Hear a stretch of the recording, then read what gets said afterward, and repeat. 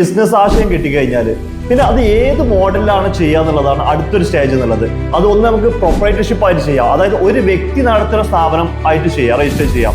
അതല്ലെങ്കിൽ ഒന്നിൽ കൂടുതൽ വ്യക്തികൾ ഉണ്ടെങ്കിൽ പിന്നെ നമുക്ക് 3 ഓപ്ഷൻസ് ആണുള്ളത്. ഒന്ന് പാർട്ണർഷിപ്പ് ആയിട്ട് ചെയ്യാം, അതല്ലെങ്കിൽ LLP ആയിട്ട് ചെയ്യാം, അതല്ലെങ്കിൽ കമ്പനി ആയിട്ട് ചെയ്യാം. ഇതിന്റെയൊക്കെ ബെനിഫിറ്റ് എന്തെല്ലാമാണ്?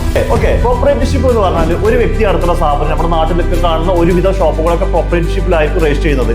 വളരെ ഈസി ആയിട്ട് നമുക്ക് എന്ത് ചെയ്യാൻ പറ്റും, അത് രജിസ്ട്രേഷൻ കാര്യങ്ങൾ എടുക്കാൻ പറ്റും. അത് ഒരു ഓപ്ഷൻ. അതിന്റെ രജിസ്ട്രേഷൻ വരുന്നത് നമുക്ക് പഞ്ചായത്ത്, മുനിസിപ്പാലിറ്റി, കോർപ്പറേഷൻ, നിങ്ങൾ അടുത്ത് ഏതാണുള്ളത് അവിടുന്നാണ് അതിന്റെ ലൈസൻസ് എടുക്കേണ്ടത്.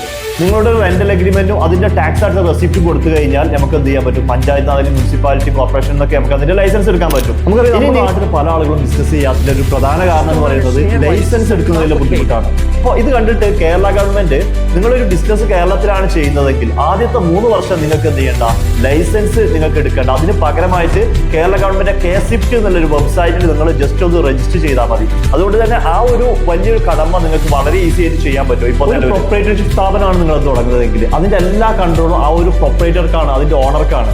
അതുപോലെ തന്നെ വളരെ ഈസി ആയിട്ട് നമുക്ക് അതിന്റെ രജിസ്ട്രേഷൻ ചെയ്യാൻ പറ്റും. ഇൻ കേസ് നമ്മൾ വിചാരിച്ച പോലെ അത് ബിസിനസ് നടന്നിട്ടില്ല എങ്കിൽ വളരെ ഈസി ആയിട്ട് തന്നെ ക്യാൻസൽ ചെയ്യാനും പറ്റും. ഈ ഒരു വർഷം മുതൽ നിങ്ങളുടെ ബിസിനസിന്റെ പ്രോഫിറ്റ് എന്ന് പറയുന്നത്, ലാഭം എന്ന് പറയുന്നത് 12 ലക്ഷം വരെയാണെങ്കിൽ നിങ്ങൾക്ക് 1 രൂപ പോലും ടാക്സ് അടക്കാതെ നിങ്ങൾക്ക് ഇൻകം ടാക്സ് ഫയൽ ചെയ്യാൻ പറ്റും. ഇത് നോർമലി എല്ലാവരും ചെയ്യുന്ന ബിസിനസ്സാണ് ഈ ഒരു പ്രൊപ്പറേറ്റർഷിപ്പ് എന്നുള്ളത്. എന്നാൽ ഈ ഒരു പാർട്ണർഷിപ്പ് കമ്പനി ഈ ഒരു കാര്യത്തിലോട്ട് പോകുമ്പോൾ വരുന്ന മാറ്റങ്ങൾ നമുക്ക് അടുത്ത വീഡിയോയിൽ വാച്ച് ചെയ്യാം.